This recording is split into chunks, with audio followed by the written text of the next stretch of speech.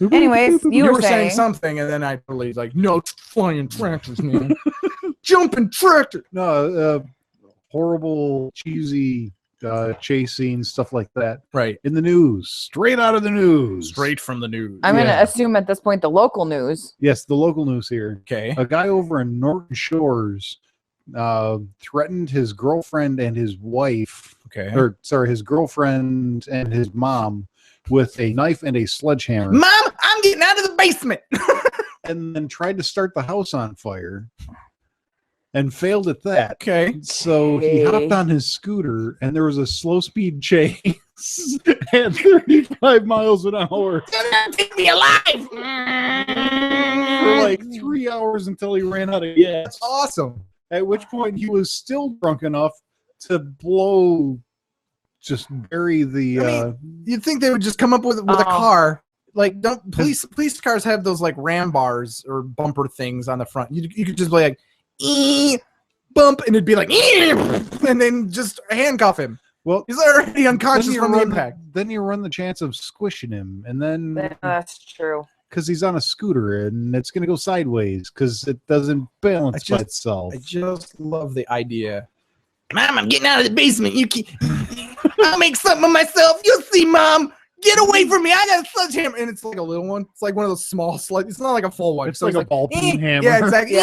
Yeah. He's got like a butter knife. And then he's like, I light the house on fire.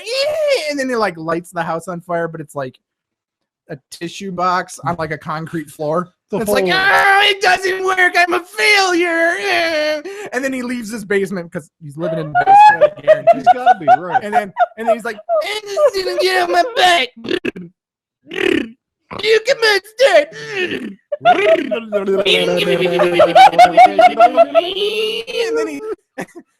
And then because he's a badass, remember, he's a badass. He goes through the ditch. And then he's like, oh, let's off the gas. And then he gets in his cup holder for his Cooler's Light. And he's like, Cooler's Light.